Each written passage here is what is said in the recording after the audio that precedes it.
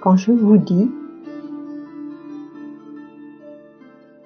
les gardiens des lieux et des habitations, quels sont vos premiers ressentis?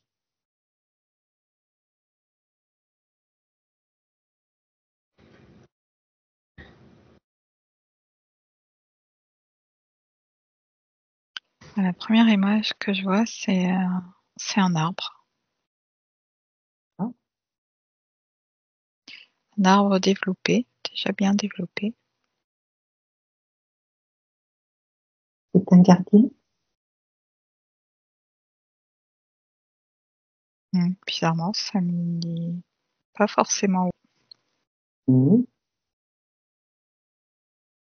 Et toi, Bernard, que vois-tu? Alors, quand tu dis les gardiens des lieux, des habitations, tu rajoutes habitation, là je vois un petit personnage avec une grosse tête qui correspond à soit un gnome, soit à ce que nous on appellerait des lutins. Et j'ai reposé la question, les gardiens des lieux, Mmh. et là j'ai vu un arbre ou un rocher. Et que ça me disait gardien des lieux, gardien des habitations, c'est pas tout à fait la même chose. Et quand Forcément. Marie a parlé d'arbres, pour les habitations, ça peut aussi être un arbre ou une pierre, si on a dans le jardin par exemple. Mais pour moi, je vois une différence. Ce sont pas tout à fait les mêmes êtres. Et là, il y a une question de projection de l'humain sur cet arbre, parce que ça me dit oui et non.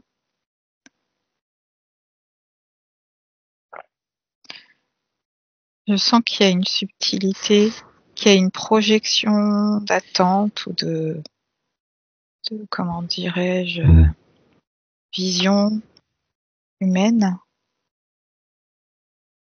parce que ça me parle d'équilibre et qu'il n'y a pas un représentant un gardien, tu vois. Mais dans ce point de vue-là, d'équilibrer, mais après on peut projeter en fait sur un élément, en effet. Oui. Là, ça me renvoie au fait que Marie et moi, j'ai emmené Marie voir un arbre particulier et qui est le gardien du lieu pour moi, qu'on appelle le veilleur avec une amie. Et j'ai eu aussi l'image de la gravure sur laquelle je suis en train de travailler, où l'arbre, il y a une partie de l'arbre qui a une projection, enfin il y a une figure humaine, un visage. Et quand Marie parle de projection, ça me dit oui, c'est ce que tu fais, enfin ce que je fais moi. Je fais une projection, on va dire, d'une conscience qui ressemble à ce qui est humain, parce que c'est plus facile pour moi d'accéder à ça, d'accéder comme ça. Mais que c'est pas forcément une vérité. C'est une facilité que moi j'ai pour pouvoir me connecter. Je fais une projection. Si je comprends bien ce que tu dis, c'est toi qui le crée. Je crée cette image-là pour pouvoir rentrer plus facilement en communication. Ça me dit ça. Mmh.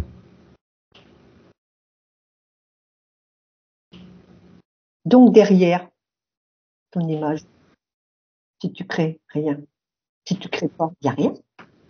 Il n'y a que la vibration. Mmh. Et là, la communication passe par plutôt des ressentis et que je vais traduire en mots et en images. Parce que c'est comme ça que je fonctionne. Si je veux communiquer sur ce que j'ai ressenti. Sinon, ça va être juste des ressentis et j'ai pas besoin d'en communiquer. Ben, ça reste un ressenti.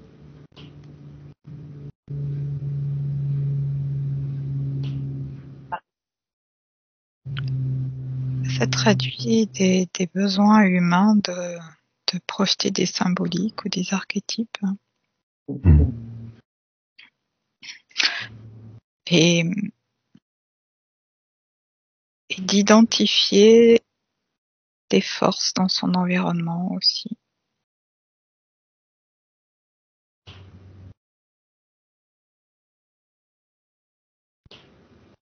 Qui les a créés? C'est l'être humain? Parce qu'il y a dû y avoir un début. Ouais. Alors, ça me dit non. Ça m'amène sur du collectif, D'accord. sur des courants de pensée. Ça me disait juste avant que tu poses la question ça dénote une séparation dans l'énergétique en fait, mais dans la symbolique donc de l'humain, de son environnement, et par ce fait ça fait scinder des énergies, enfin, comment dire, les identifications d'énergie en différents rôles. Là, ce que ça me montre, c'est que il y a une danse des énergies et qu'on aurait tendance à vouloir fixer par éléments.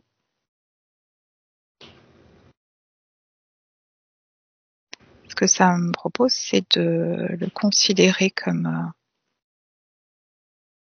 plus du mouvement. Ça me dit que le fait d'identifier et de nommer, c'est pas forcément problématique. Hein. C'est pas problématique du tout. C'est juste, voilà, ça me parle du besoin de l'humain. Ça parle du fonctionnement de l'humain qui est dissocié de la nature, de sa nature. Donc, quand on fait appel à un télépathe pour faire un nettoyage de maison, Oui. comment tu vois ça alors? Parce Oui. qu'il t'explique qui il est, il nous donne un nom, tout ça. Toi, Oui. tu le sais pas. Ou alors c'est inconsciemment, tu le donnes. Alors, ce que ça me dit, c'est que c'est un outil. Donc, ça projette un mode opératoire qui est ce qu'il est. Il y a de multiples modes. En fait, ça parle de soi, encore une fois. On peut se raconter l'histoire qu'on veut.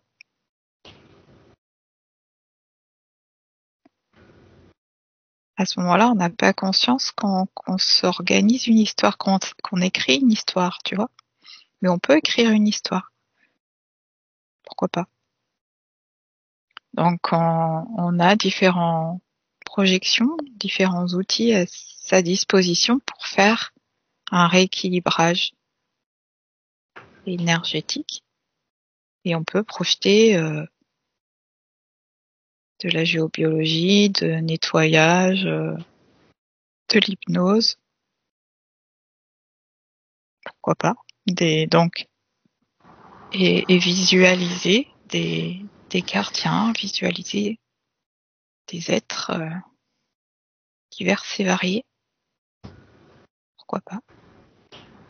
Oui, mais quand toi, tu sais pas que ça je sais pas si on peut dire existe. Et quand le télépathe te dit, voilà, c'est tel gardien, il a ce nom-là, c'est ça quoi, que je veux. Ouais, ça résonne hein, avec les personnes. En fait, c'est un jeu collectif. Tu vois, ça me dit que en attendant de pouvoir être complètement relié au tout, à soi, à travers bien sûr le soi, on projette des jeux et des histoires et c'est juste. Il y a après la question de croyances ancrées plus ou moins. On peut être conscient d'être dans un jeu et d'utiliser des cartes, des outils, voilà, des images, des projections.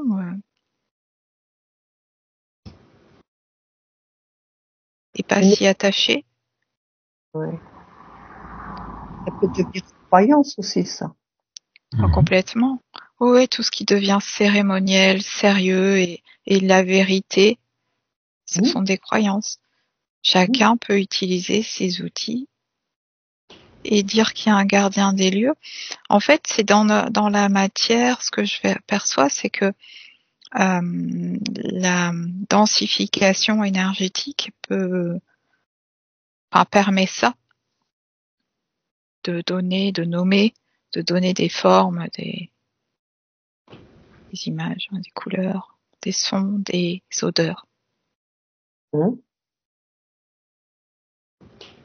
Donc ça parle de la capacité de chacun des intervenants à formaliser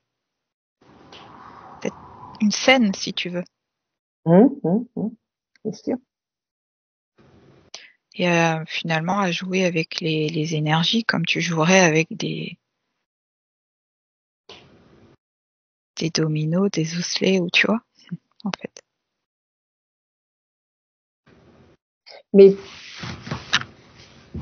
c'est de l'énergie, tout ça. Et toute cette énergie-là, ça ne profite pas pour d'autres aussi en même temps? Qu'est-ce que tu veux dire par ça profite pas pour d'autres? Pour d'autres entités. Ah. Ça peut. Ça peut si tu mets de l'énergie, de l'émotionnel et de la croyance.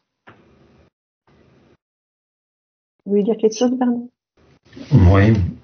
Moi, j'ai ce que je reçois là, ce que je comprends de ce que je reçois comme info, c'est que en soi, ça n'existe pas. On pourrait juste se connecter à une vibration et puis modifier la vibration juste par notre propre rayonnement, mais que c'est plus facile, c'est un moyen plus facile de concrétiser entre guillemets des énergies pour pouvoir travailler dessus avec une plus grande aisance et une plus grande facilité de concentration.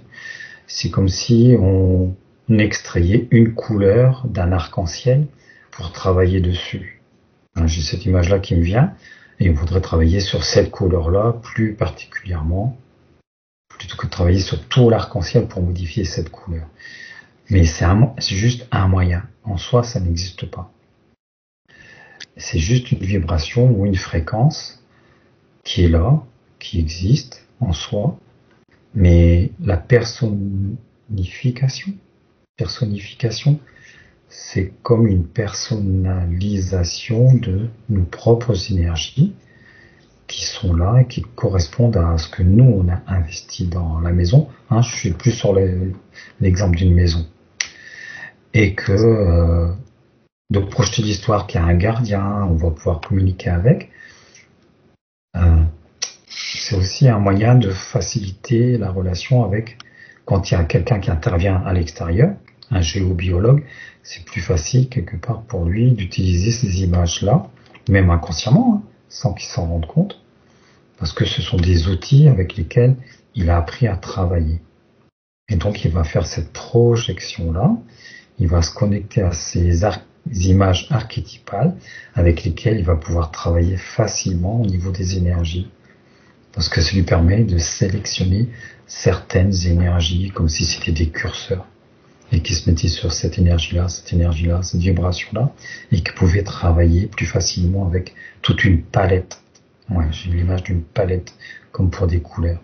Mais en soi, ça n'existe pas. Ça me dit ça. Sauf quand c'est manipulé par des croyances et que là, il peut y avoir soit des égrégores, ça me dit ça, qui sont là, et puis qui sont bien là et qu'il faut faire avec, ou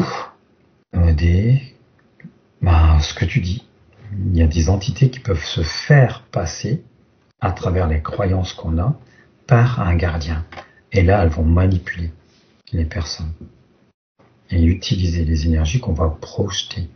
C'est complexe, hein. Donc, on manipule toujours le manque de conscience. Là où il n'y a pas de conscience, il y a potentiellement d'autres consciences qui jouent. Ouais, Pas c'est toujours forcément pareil. négatives, mais Non, ou c'est pas interférentes. juste. Mais en fait, c'est comme si tu allais les chercher quelque part en même temps. Donc Ouais. ça parle toujours de toi, de ton état de conscience intérieur. C'est ce que je disais, en fait, en attendant d'être complètement Dans toute son entièreté, quoi. dans le tout. Ouais. On a des manifestations. Ça me parlait de l'incapacité à être juste être et de remplir par le faire.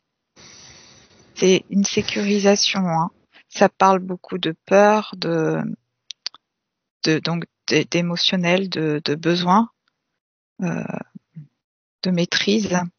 Et il y a encore cette question où c'est l'extérieur qui t'influence, alors que, comme disait Bernard tout à l'heure, il n'y a rien à faire si ton intérieur rayonne, si tu es plein et entier, pleine et entière.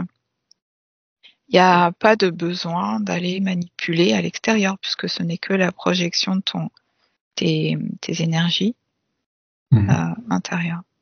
Mais là, ça dénote de croyances qui sont la réalité de chacun, projetée, de l'extérieur qui vient influencer, qui rentre dans ton espace et que tu as besoin de maîtriser. Parce que quand un télépathe va pour faire un nettoyage on va rester dans une habitation, on verra après la nature, et puis qu'on dit que le gardien est bloqué. Donc, c'est moi qui parle. Ce qui est bloqué, c'est la personne, en elle. Elle a quelque chose qui bloque. Oui. Elle n'est pas entière. Hein. Oui. C'est ça, oui. hein. C'est ça. Oui. C'est ça. Okay. Donc, oui. En fait, ça dresse un tableau de l'état intérieur. Oui, parce que regarde-toi ce que j'entends. Parce que notre état intérieur, c'est notre maison. Oui. C'est notre monde. C'est le monde, c'est pas que la maison, mais c'est vrai qu'après il y a comme des fractales. Disons, la c'est peau, ce que oui. Notre corps est notre première maison. Ensuite, il y a la maison, en effet, puis le monde, et voilà. Il y a différents niveaux. Ouais, ça répond bien à... Donc, quand on réfléchit bien, c'est de l'extérieur, ça. C'est prendre à l'extérieur pour... Ouais. Oui, ça me remet l'image de la poupée russe, en fait. Où on serait le cœur de la poupée. On peut le voir comme ça. Ouais. Donc, quelque part, quand il y a une demande pour un nettoyage d'habitation, le télépathe va le faire avec l'opératrice ou l'opérateur, mais tout compte fait, la maison, c'est la personne qui se fait nettoyer. Oui. Oui.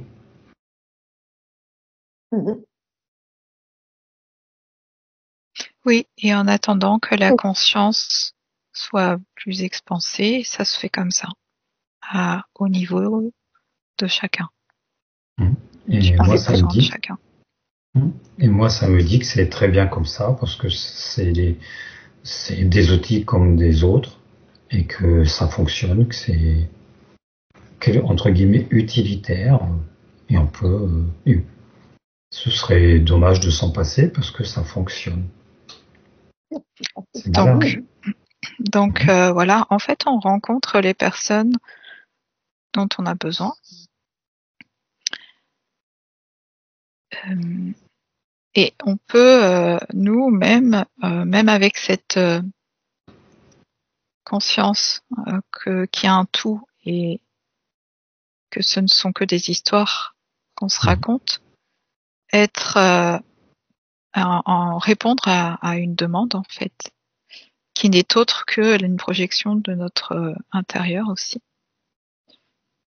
Donc à chaque fois, je repose là maintenant l'idée de l'observateur. On vit les expériences, on fait encore énormément, et c'est ok, et on peut observer ça et apprendre encore et encore. Alors, autre chose. Tu rentres dans une maison. Tu l'achètes ou tu la loues, n'importe. Tu connais pas ce qui s'est passé auparavant dans cette maison. Tu fais un nettoyage.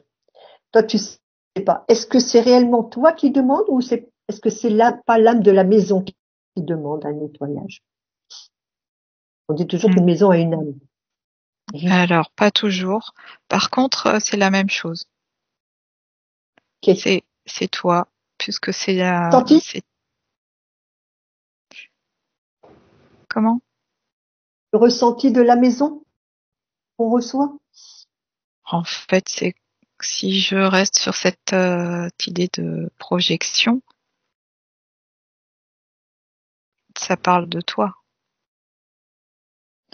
Donc, tout, en fait, ton univers extérieur parle de ton univers intérieur. Absolument tout, dans le moindre détail. Oui, mais une maison que toi, tu ne connais pas ce qui s'est passé dedans, tu n'y as pas vécu. Oui. Comment ça peut être de ma partie? En fait, oui. Vas-y Bernard, tu veux... Pour moi, c'est si tu arrives à cette maison-là et que tu en deviens le propriétaire, c'est parce que les vibrations du lieu, ce qui est là sur place, qui est resté là, qui stagne, tu vibres à l'unisson. Et donc tu es attiré par ça et tu as en toi à libérer ces vibrations qui correspondent à ce qui stagne dans cette maison et qui est comme des énergies d'un égrégore. Et alors moi samedi, c'est un exemple précis, particulier, si ça arrive, c'est parce que tu as les capacités de libérer ça, d'en prendre conscience, et que c'est aussi en toi, et que le lieu, comme un aimant, il t'appelle quelque part, ça t'attire, puis il t'appelle, ça t'attire pour que tu puisses voir ça à l'intérieur de toi, à travers cette projection, et libérer. Soit ça t'utilise toi, soit, c'est une façon de parler. Soit tu es amené là pour libérer cette énergie-là, puisqu'on libère aussi pour les autres. Mais sinon, c'est parce que c'est quelque chose qui est en toi, qui vibre à l'unisson. Et tu vas pouvoir le faire. Si tu arrives là, c'est que tu es capable de le faire, ou au moins de le voir.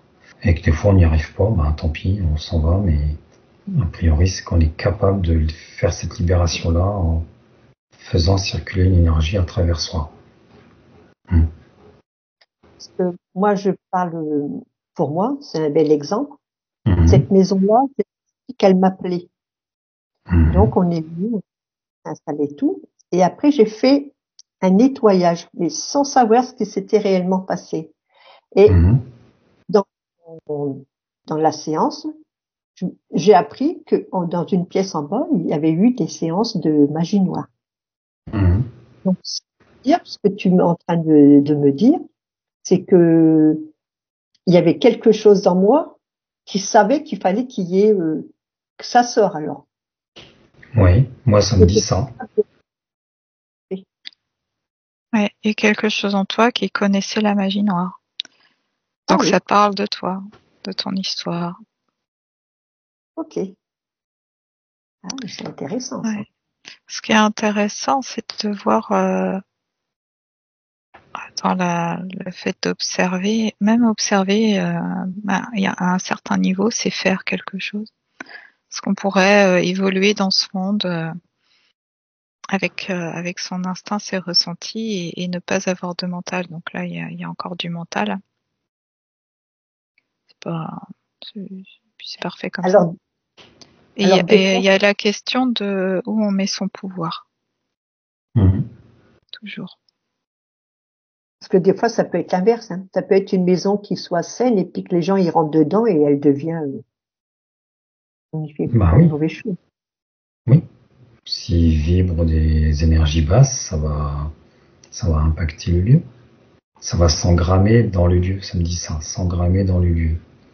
Parce que c'est les murs et la matière des maisons sont ben, des récepteurs, ils emmagasinent la mémoire de ce qui passe à travers eux. Ah, il y a En l'eau, il y fait, a la terre. ouais. Donc là, je posais la question de les énergies à la base sont neutres. Oui, ça me confirme, les énergies sont neutres. Est-ce qu'il est teinte que ça va bien être l'émotionnel, les charges émotionnelles, des cristallisations, des projections. Parce qu'une maison en soi n'a pas de conscience, donc elle ne va pas produire de l'émotionnel. Donc c'est bien les projections émotionnelles humaines. Animal, ça peut, pas toujours, pas les animaux sauvages, plutôt les animaux d'élevage, proches de l'humain. Donc, mais il y a quand même. Alors je demande si c'est systématiquement regard humain. Ça me dit oui.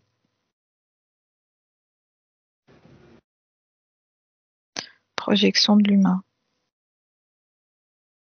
Qui teinte.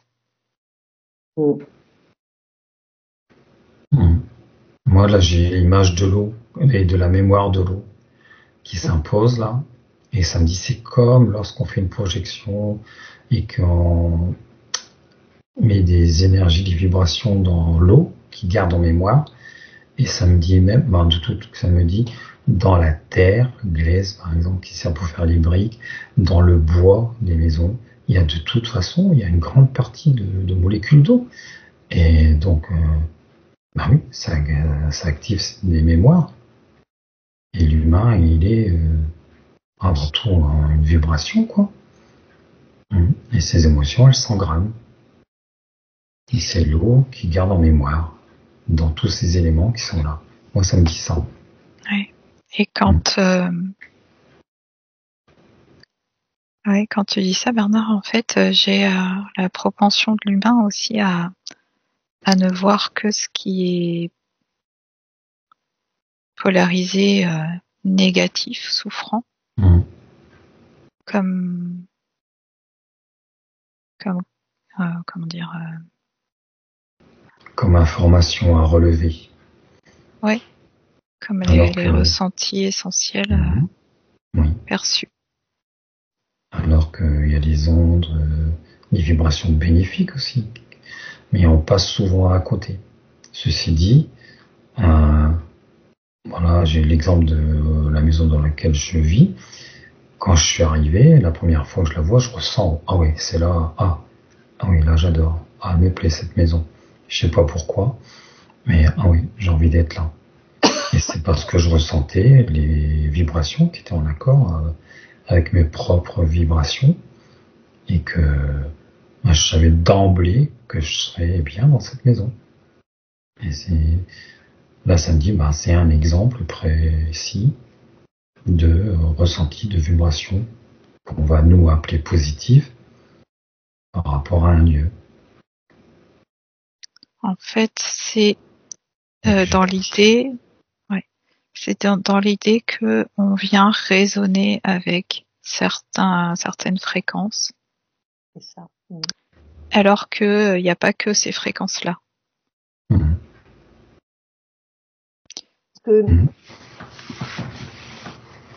Moi, ça me dit, par rapport à ce que vient de dire Marie, que oui, c'est vrai, et que de toute façon, si on vient entrer en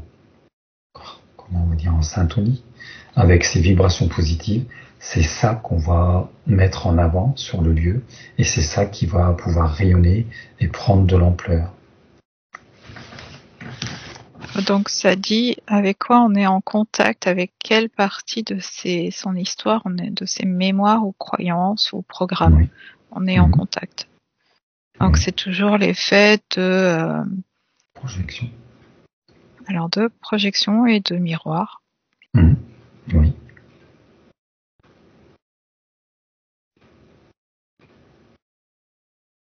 Parce que moi, j'ai toujours entendu dire plusieurs fois, l'intérieur d'une maison est représentatif à la personne.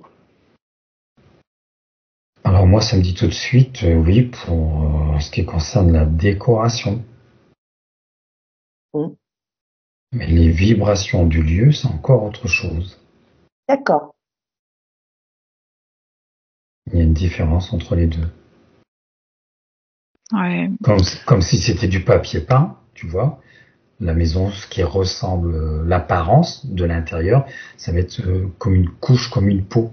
Le papier peint, par exemple, qui est choisi, etc., ou les couleurs, et tout ce qu'on va mettre dessus. Mais ce qui est derrière, la Oui. vibration propre du mur, des matériaux, et ce qui est engrammé dedans, c'est encore autre chose. Il y a une différence. Oui, il y a projection et ça peut être intéressant de regarder ce qu'il y a derrière les apparences, là aussi, comme Oui. pour les vêtements ou pour les Oui, mots pareil. utilisés. Il y a des fois, tu rentres dans une maison, tu sens tu te sens pas bien, quoi. Oui. Là, tu vas rentrer, tu vas te sentir vraiment à l'aise, quoi, bien, quoi. Donc moi là j'ai un exemple qui vient tout de suite, c'est lorsque je visite des lieux qu'on va appeler sacrés, une église, une chapelle ou un lieu de ce type-là. Ben là à quoi je vais connecter, ça va être l'égrégore, quelque part, l'accumulation de toutes les projections qui ont été faites par toutes les personnes qui sont passées avant et qui vont créer une forme de vibration particulière. Et c'est à ça que je vais connecter en premier. Et c'est ça qui fait que je peux me sentir bien ou moins bien et au premier abord. Et si je reste un peu plus longtemps et que je laisse décanter ça ou que je fais la demande, je vais pouvoir me connecter au lieu lui-même et que ça va être différent.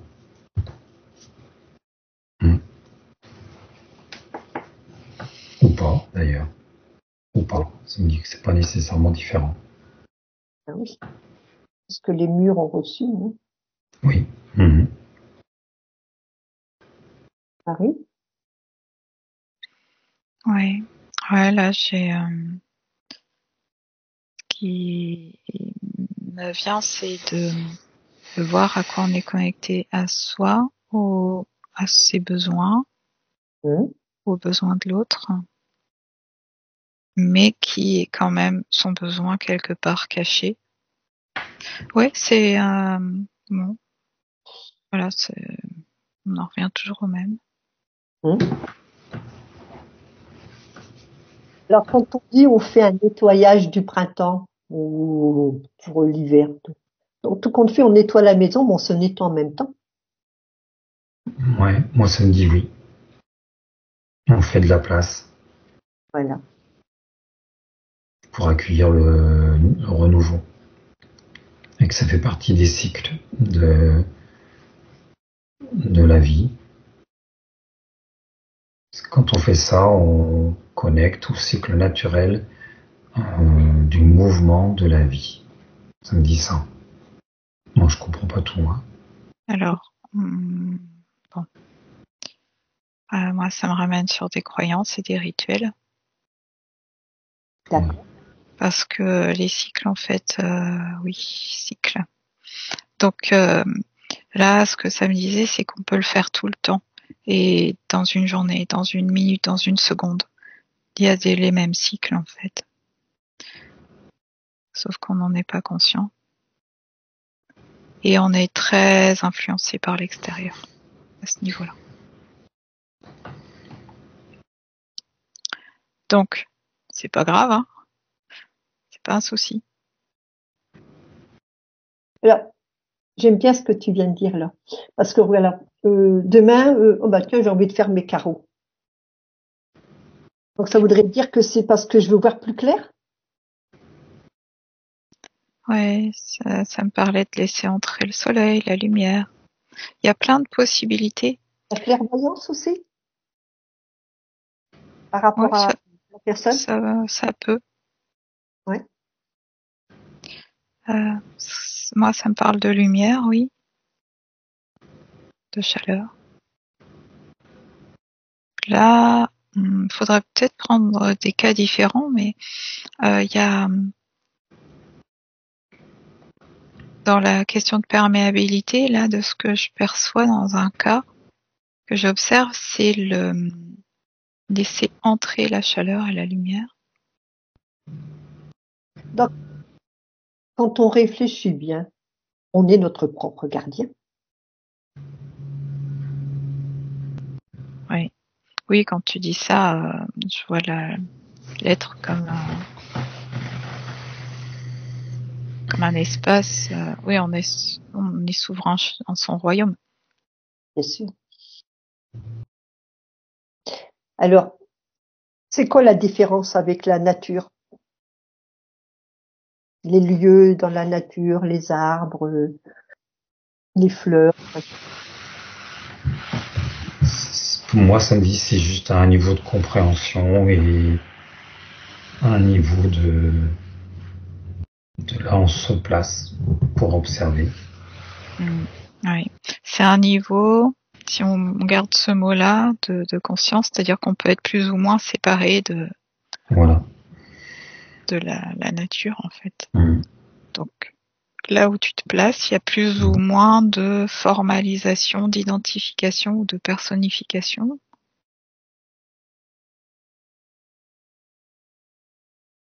Je comprends pas trop là. Explique un peu là. J'ai raté quelque chose. Ouais. Tu vois, tu peux être dans la nature Oui. en étant complètement fusionné avec elle. Tu vois pas la différence. T'as pas mentalement de perception d'être différent. T'es dans le tout. On peut imaginer, tu vois, cet extrême. Dans la matière, parce que ça me dit, hein, il y a d'autres états dont on n'a pas conscience. Et être complètement séparé dans la nature, être complètement séparé. Et ne même pas avoir conscience qu'il y a quelque chose de commun entre toi et la nature, par exemple, dans un autre extrême.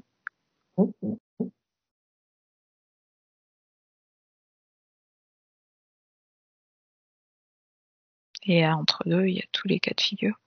Donc, ça parle voilà, comment tu perçois ton environnement? Parle de comment tu te perçois, ton niveau de conscience. C'est ce que Bernard disait au début. La nature, c'est différent par rapport à l'habitation. Alors, on dit qu'il y a des gardiens dans les forêts, par rapport aux arbres, des petites fées, parce qu'ils gardent un endroit qui protège. Mais tout ça, c'est de la, c'est comme dans les contes, quoi, dans les livres de contes, quoi. Ouais, Ça n'a de réalité que celle que tu lui octroies. Moi, ça me dit ça. Et que tu peux te raconter cette histoire-là, et c'est très très bien. C'est juste aussi. Ou imagination. C'est pas que de l'imagination. Non. Ouais, c'est complexe. Ouais. Alors, je vous écoute. Parce qu'il y a une réalité aussi derrière. À un certain niveau, il y a une réalité et une autonomie de ces énergies-là. Et plus toutes les manipulations par des êtres, des entités qui prennent ces formes-là aussi. Parce que nous, les humains, on a envie d'aller voir ça. D'accord ? Donc il y a aussi ces intermédiaires-là. Donc c'est beaucoup plus complexe que ce qu'on voudrait. Alors regarde un peu ce qui est vrai alors, ce qui est dans les énergies. Dans les énergies, je vois que des vibrations. Voilà, il y a ce niveau-là où tout est uniquement vibratoire et rien n'est séparé. C'est le tout. Oui. Voilà.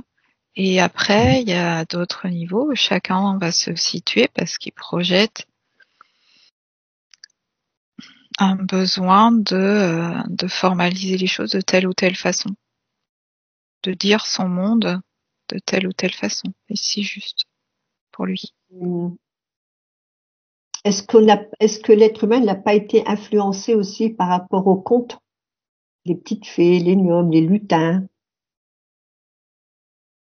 Ouais, et inversement, l'homme influence la nature quelque part. Ouais, ouais. Oui, la culture, les croyances, tout est mis en œuvre là, en fait, dans la projection d'un monde extérieur. Mhm.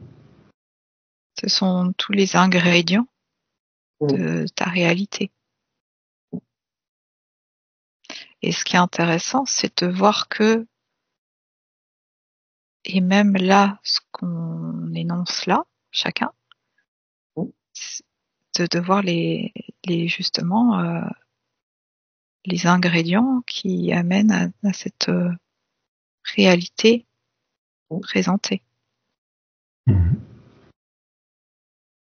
Qu'est-ce que ça dit de toi? Oui. Parce que quand tu parles, comme je vais parler pour un arbre, tu vas mettre les mains sur un arbre, tu vas ressentir, mais tu vas avoir aussi comme des mots. Mhm. Est-ce que c'est mon imagination ou est-ce que c'est vraiment je suis connectée avec l'arbre et ça passe par les paroles avec ma conscience? Oui. Ça me ramène à identifier ce que tu connais. Donc, ce qui est présent à l'intérieur de toi. D'accord. Dans l'énergie extérieure, tu as une lecture qui t'est propre. D'accord. Et tu vois, moi, par exemple, sur l'arbre dont parlait Bernard, moi, je mettais pas le veilleur, mais la veilleuse. Et je le percevais, les mots qui me venaient, c'était une grande famille. Donc cet être n'était pas seul. Je le percevais pas seul et je percevais une grande famille. Et derrière grande famille, je peux mettre qu'est-ce que je projette. Je projetais que lui-même était issu d'un autre arbre et que lui-même avait engendré d'autres arbres. Et lui-même ou elle-même, hein, parce que c'était plutôt polarité féminine pour moi. Qui avait donc toute une descendance, ascendance. Parce que moi, j'ai un sol pleureur. Et je lui avais posé la question s'il était le gardien des lieux. Et j'ai eu en réponse qu'il n'était pas gardien. Ouais. Il était lui. Voilà. Il était lui. C'est tout. Ce qui est intéressant, en fait, c'est d'utiliser, en fait, son espace extérieur pour se connecter à ses ressentis. Et à partir de là commence l'histoire. C'est-à-dire que, est-ce que ton ressenti, tu vas l'analyser comme un danger? Dans ces cas-là, tu vas mettre en œuvre un besoin, tu vois, de nettoyage ou je ne sais quoi. Ou est-ce que tu vas l'analyser? Et là, quand je dis analyser, tu mets du mental. Et est-ce que là, c'est pas le problème de mettre du mental et d'être en train d'analyser? On peut partir là-dessus. On peut aussi aller voir, ok, je l'analyse comme négatif pour moi, et de regarder à l'intérieur qu'est-ce qui a à être nettoyé, à quoi ça te renvoie dans ton histoire, une mémoire, une croyance, blablabla. En fait, tu vois, ça peut être tellement d'axes à vivre, à expérimenter. Et il y a une position qui m'apparaît de plus en plus, c'est on prend l'info et on laisse faire. Il n'y a rien à faire. C'est ça. Jusqu'à un moment donné, dans un absolu, il y aura même plus à prendre d'infos. Il y aurait juste à être. Rien que prendre l'info, déjà, c'est une action. Mais voilà. En fait, c'est intéressant d'observer ça à un certain niveau. Hein. de voir à quel point tout est juste dans ce cadre-là aussi, c'est que chaque histoire à raconter est la réalité, est une réalité. Alors, regarde, moi, je me promène souvent dans le bois, tout ça. Je laisse faire. Par contre, je me mets à chanter. D'un coup, comme ça. Comme un oiseau sur un arbre. Ouais. Après, il y a cette question de l'ego de l'humain. Donc, l'ego et le mental qui sont plus ou moins actifs. C'est amusant Alors, ce que tu dis. oui, vas-y. Marie-Claude, lorsque tu te promènes dans les bois, tu te mets à chanter. Parce que moi, c'est très très souvent, très fréquent, que lorsque je suis dans un lieu de nature, le plus souvent, eh bien, au bout d'un certain temps, je m'en rends même pas compte, je vais me mettre à chantonner, ou je vais avoir une mélodie qui va s'exprimer à travers moi, et à un moment donné, j'en prends conscience, et puis je vais projeter que c'est le lieu qui me donne sa mélodie, et je vais l'enregistrer, et peut-être qu'un jour ça deviendra un morceau, et je vais donner le nom du lieu là où ça m'est arrivé. La plupart du temps, je m'en rends même pas compte, ça se fait tout seul, comme si il y avait une harmonisation qui se faisait et qui s'exprimait à travers moi par ce biais de la musique, de siffloter ou de chantonner. Et, et là, je pose la question, mais pourquoi ça se passe comme ça chez moi? Et là, ça me dit, c'est quand tu es ça me dit symbiose avec toutes les énergies du lieu, et c'est comme si tu devenais le lieu. Et donc tu vibres toute cette harmonie, de toutes ces vibrations différentes, et ça se concrétise par une mélodie, toutes ces différentes notes qui viennent faire quelque chose ensemble. Marie, tu voulais dire quelque chose? Oui, par rapport à l'ego et le mental, c'est une notion qui me viennent en fait, qui se posent là. Et je disais qu'ils sont actifs, sont toujours actifs. C'est comment ils se sont construits. Ouais, c'est pas ça revient au même, ça parle de la personne. Et puis c'est parti. En fait, c'est difficile pour moi, du coup, tu vois, il y a des notions qui arrivent et tout de suite, hop, ça me happe vers non, il n'y a rien en fait. Est-ce que c'est normal, ça?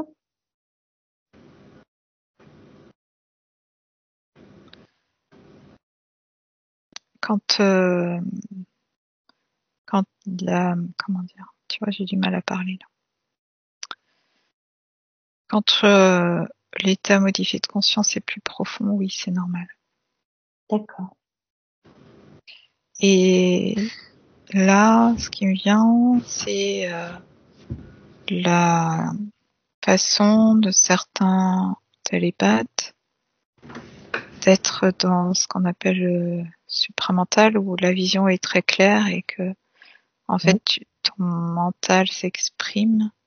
Parce que moi, j'aurais tendance à plus je lâche et plus il y a rien.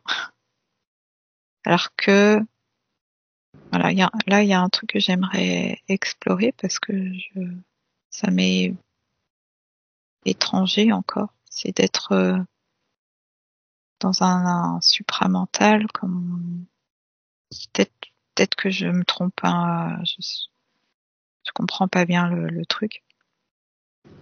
Où la parole est très fluide et comment je pourrais dire ça? Ça te bloque quelque part? Non, ouais, c'est quelque chose que je comprends pas, donc ça vient là.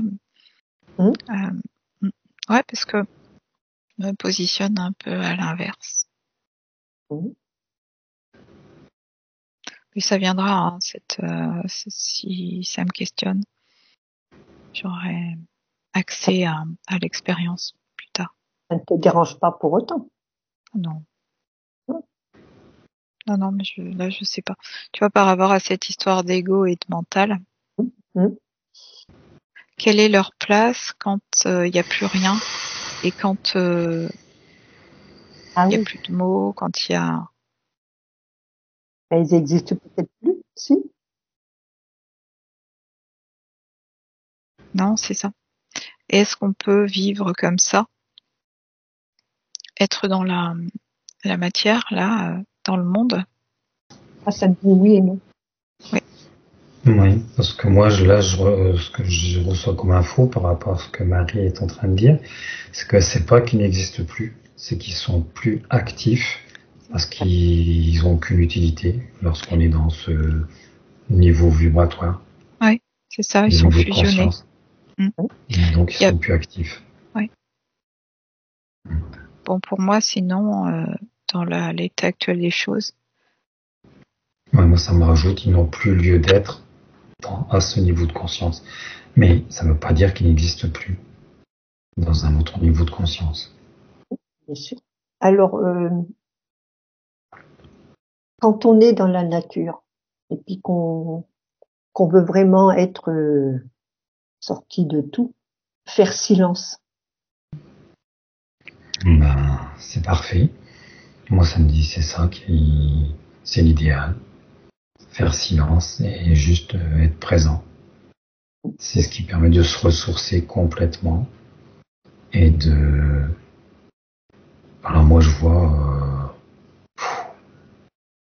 être. Ça me dit être, mais je le vois pas. Je vois juste l'état où j'ai l'image, la même image que lorsque j'essaie quand je demande à être dans mon centre, dans mon neutre. Et c'est ça qui vient. C'est juste être. En pensée. Il n'y a même pas de pensée qui vient, rien. Non, Et ça, c'est comme la plénitude. Et la nature, c'est un accès, c'est un moyen d'accès qui facilite ça, mais c'est l'idéal pour nous. C'est le moyen d'accès à notre être véritable dans ce monde-là. Là, il y a dans mon expérience et la façon dont je le vois là, je le mets entre guillemets comme un état de grâce parce que ça peut parler quand on dit ça. Et en même temps, je le précise qu'il y a silence complet, il y a pas d'émotionnel. Et dès qu'il y a de l'émotionnel, il y a du mental à observer. Tu sais, quand on fait waouh, c'est fini. Oui. On sort de l'état. Et donc, c'est un état là ça me le montre comme ça passe par les yeux. C'est comme si l'extérieur entrait à l'intérieur et l'intérieur était à l'extérieur. Donc il y a plus de barrière. Là, je le vois passer par les yeux. Pourtant, je sais que tout le corps est là, dans cet état. Et je sais pas pourquoi, là, ça passe par les yeux, dans une de mes expériences.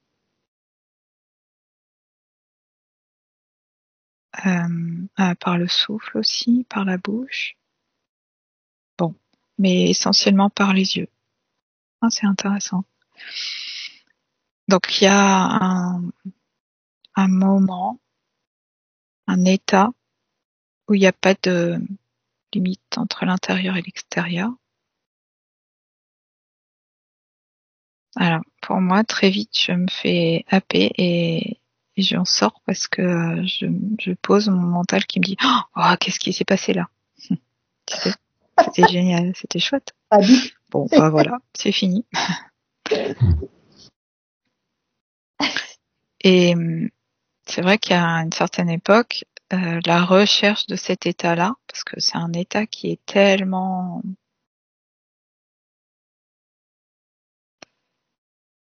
absolu, de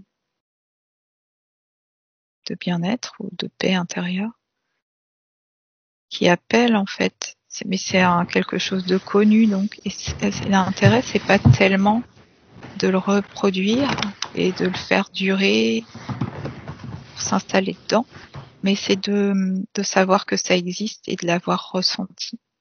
Voilà. Donc ça, je l'ai compris après. Ouais. Parce que moi, ça m'appelle à le faire, tu vois. Ouais. Et ça n'a pas forcément vocation à être permanent. Non. Mais c'est comme une leçon de ton être de te dire, tu sais que ça existe, donc ça relativise le reste. Alors ça me redit, comme pour les cycles tout à l'heure, en fait, il y a plein de petits moments comme ça, Exact. dont on n'a aucune conscience, plus ou moins importants.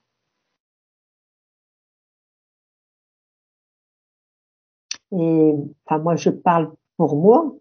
Quand j'ai commencé comme ça à me mettre en silence, et c'est vrai que c'est pas évident au début. Et petit à petit, à en faire, et maintenant, je sais que avant, c'était même pas quelques secondes. C'est vrai qu'il faut bien s'écouter, hein, bien se mettre en silence. Et là, maintenant, c'est tranquille, quoi. Je le fais quand je le sens, le besoin. Le besoin où ça se présente, alors, est-ce que c'est comme quand tu vas vers quelque chose, tu te mets en marche vers quelque chose, ou vraiment un besoin, parce que regardez là si c'était possible de provoquer la chose. Oui, plus ou moins artificiellement, c'est possible. C'est intéressant en fait pour moi de voir que ça se met en place sans mon contrôle. Et de lâcher prise sur la volonté et de maîtriser. C'est plus léger en tout cas. Voilà, c'est ça. Que l'inverse. Et quand tu fais ça, tu as un ressenti de nettoyage. Tu sens tout l'air frais dans toi, là, c'est... Oui, ça me le présente comme entrer dans un espace libre de mouvement. Il n'y a rien qui accroche. Alors, est-ce que ces instants de silence, moi je suis comme vous, hein, on a la chance d'être à la campagne, de pouvoir bouger tout, mais les personnes qui habitent en ville et puis ils n'ont pas trop d'espace vert que ça. Est-ce qu'il y a des endroits précis pour eux? Est-ce qu'ils peuvent le faire également dans leur chambre, dans leur... Oui, il y a des facteurs favorisants quand on est devant l'immensité de la nature et des paysages qui te provoquent cet état de reconnexion avec ta nature, avec la nature en général. Mais c'est ça peut être ta nature, donc peu importe le lieu, l'endroit, l'heure, le moment, c'est possible. Ok. Oui. Ouais. En tout cas, ça s'analyse pas, ça se vit. Oui. Et là, j'ai observé en même temps des personnes, parce que ça me venait me chercher sur la souffrance, la douleur aussi qui peut te mettre dans des états, comment on appelle ça, pas d'extase, d'illumination. Pour moi, c'est différent. Alors, j'observais justement, est-ce que c'est ce qu'on appelle l'illumination? Ça me dit non. Et ça me disait, c'est pas les états méditatifs où tu finis par sortir de ton corps, d'être en dissociation, ton corps. Et là, l'expérience dont je faisais état, justement, c'était être pleinement dans son corps et de plus avoir cette séparation, mais d'être quand même pleinement dans son corps et de pas être en projection astrale. Alors et pareil en fait, c'était pas une impression d'hypnose. Ce dont tu parles et ce que moi j'en comprends, c'est être dans un bain du lieu et surtout du moment. C'est ici et maintenant, ça me dit les deux, c'est les deux. le lieu et le maintenant, et que c'est comme être dans un bain des vibrations et d'être totalement, complètement là. Et comme tu disais, là, dans le corps. C'est-à-dire, il n'y a pas de dissociation, où là, c'est complètement le contraire. Dans la nature, ça favorise, mais pas que. Mhm. Puisque ça m'est arrivé aussi à d'autres moments. Et ça parle bien de moments. C'est un rendez-vous Mmh. avec soi-même. Ouais. Et moi, je reçois, oui, c'est plus un moment de grâce qu'un moment d'extase. C'est assez différent, en fait. Ouais. Bah, on est éloigné du sujet, mais Oui, en revenant sur les guides, sur les gardiens. Oui. Alors, les lieux sacrés, comme Karnak, la forêt de Brocéliande, la forêt de, je sais plus où, enfin bref, tous les lieux sacrés, on dit qu'il y a des guides, des gardiens. oui, on peut projeter ça, oui. Ouais, moi, ça me dit oui, on peut aussi voir comme ça. Mais tu peux rentrer, imaginons que tu rentres dans la forêt de Brocéliande, tu penses rien, voilà, tu es. Et Ça va parler, encore une fois, de là où tu en es. Donc, on peut imaginer qu'en fait, bon, c'est compliqué, mais imaginons, puisqu'on a la capacité d'imaginer, qu'en fait, tu peux arriver dans ce lieu, dans un alignement, et de ne pas te sentir séparé des pierres ou des énergies du lieu. Donc, tu vas pas avoir de projection de gardien ou de vortex ou de quoi que ce soit. Donc là, c'est tellement extrême. Donc oui, alors on peut avoir des sensations de toutes les notions dont on peut parler. Et ce qui est intéressant, c'est de voir si tu projettes ton monde à partir de créations d'autres ou de toi-même. Alors, ça pourrait être un jeu, par exemple, d'arriver et de renommer avec d'autres mots, avec tes propres mots, à partir de tes ressentis. d'accord. Déconstruire les croyances, la culture autour d'un lieu, et puis Tu fais ta propre histoire. c'est ça, Mmh. avec tes propres ressentis. Voilà. Arriver un petit peu tout neuf là, et puis ouais, c'est intéressant. Ah, c'est pas mal. Mhm. Arriver tout neuf, c'est pas facile. Hein. En Ouais. C'est un jeu. Ouais.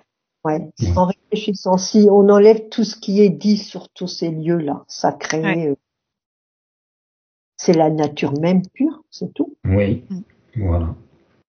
Et suivant ton intention, quand tu vas dans un lieu comme ça qui est chargé de contes et de légendes, est-ce que tu viens pour rencontrer la nature elle-même de l'endroit et le moment, la saison, tout ça c'est différent, ou est-ce que tu viens chercher un contact avec toute la mythologie, tous les contes et toutes les légendes? Et si tu viens avec cette intention-là, ben, tu vas les ressentir. Oui. Tu vas avoir des lieux comme des portails, comme des entrées, comme des porches, comme des gardiens. Tu vas tout ressentir. Ils vont être là. Oui. À te connecter avec Voilà. les énergies humaines laissées là, les croyances, Aussi. les émotions, etc. Et tu vois, la Marie, on m'envoie au Mont Everest. Ah oui. Ah ouais. Regarde pourquoi.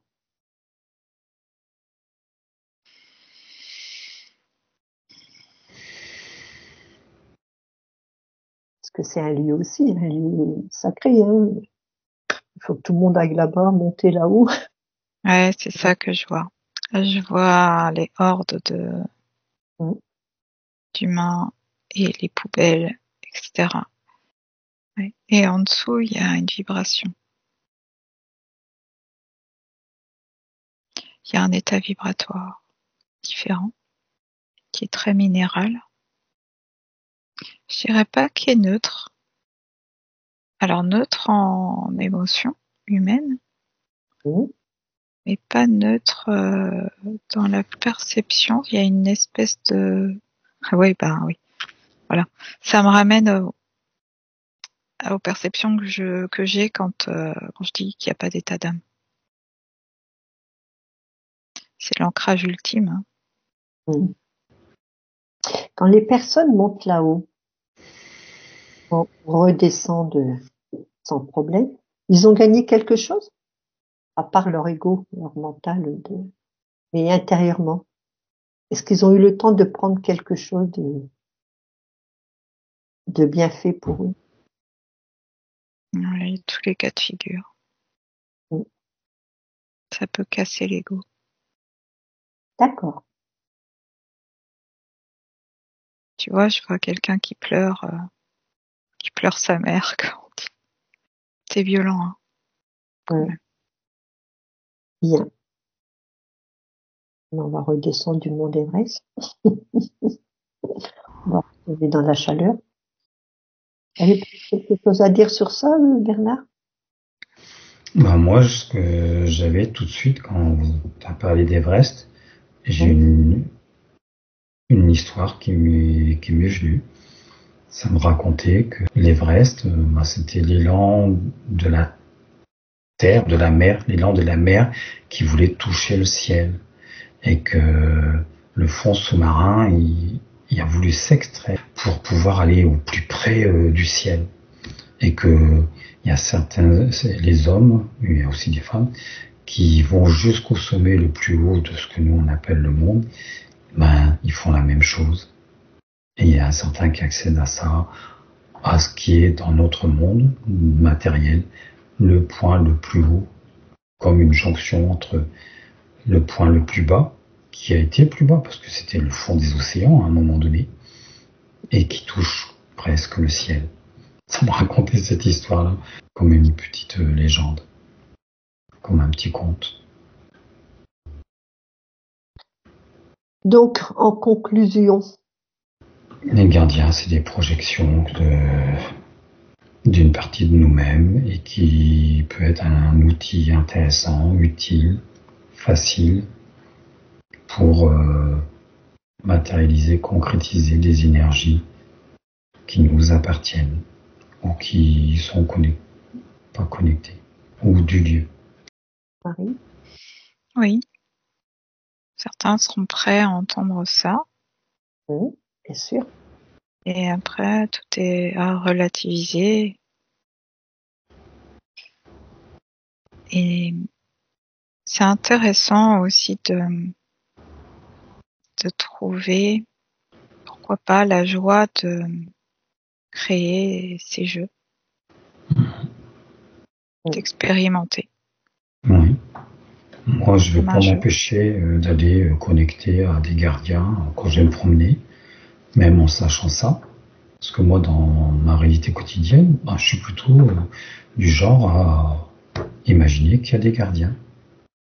Et que j'aime bien ça aussi. Tant que ça ne devient pas une croyance, un rituel, quoi. Voilà. Oui. En fait, l'idée, c'est ni de rejeter, ni de prendre pour argent comptant. Oui. Bien sûr. Pour surtout faire comprendre aux personnes que s'ils demandent à un télépathe de venir faire un nettoyage de sa propriété ou d'un lieu, il n'y a aucun problème. Hein, non, ça fonctionne et c'est efficace. Ouais. Et c'est très bien comme ça aussi. Et on utilise la capacité d'imagination, de projection avec le mental pour créer, modifier à partir de soi. Donc tout va bien. Tout à fait.